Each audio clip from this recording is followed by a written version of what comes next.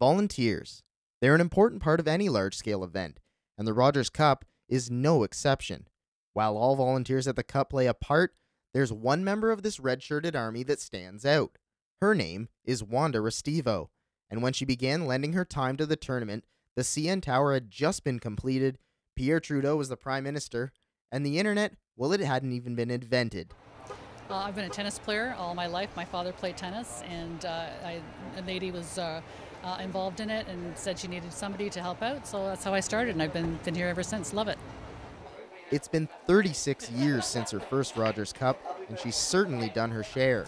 I'm one of the committee chairs of the transportation committee, so we drive the players and VIPs back and forth. Did will call, tickets, public services, so every complaint would come to me, and that's where I kind of first started when we moved up here to the site.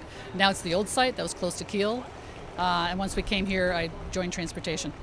While she's adapted to different roles, so too has the tournament. When I first started, it was at the Toronto Lawn Club, and used to alternate between the Toronto Lawn and the Cricket Club. Very relaxed. Players were so accessible. The players would come and they would actually be billeted. So one of my tennis partners, he actually got to billet Cliff Drysdale. So very, very casual.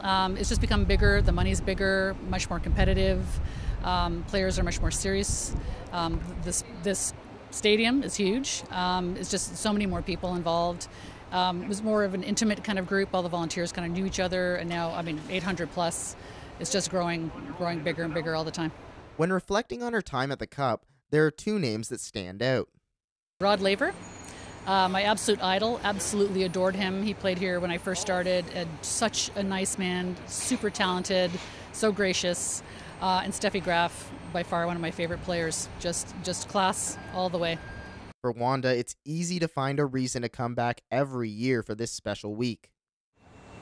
Absolutely the people. The people that I work with, the volunteers that we have, the people in Tennis Canada staff, very supportive, very understanding. With the committee heads, we all know each other. We have meetings all the time, great stories, which I can't say.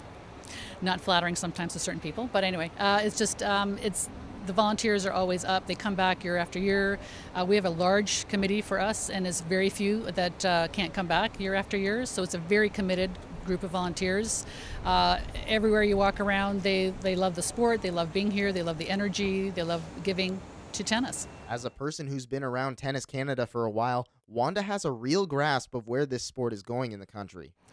Tennis Canada is growing all the time. We have so many more kids being involved. The camps, the extra, trying to think of the word, just the motivation. Having somebody like Rowanich and having Rebecca Marino and and Sarah Fishman coming up, it's fantastic to see. It gets the kids motivated. So many more programs out there. So many grassroots programs, even at my tennis club. So I think it's just growing and growing. It's just getting better and better all the time. Wanda may be the longest tenured volunteer at the Rogers Cup, but she's just one of many that make this tournament work.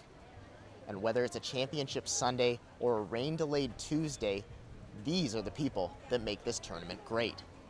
For Topspin Radio, John Bennett.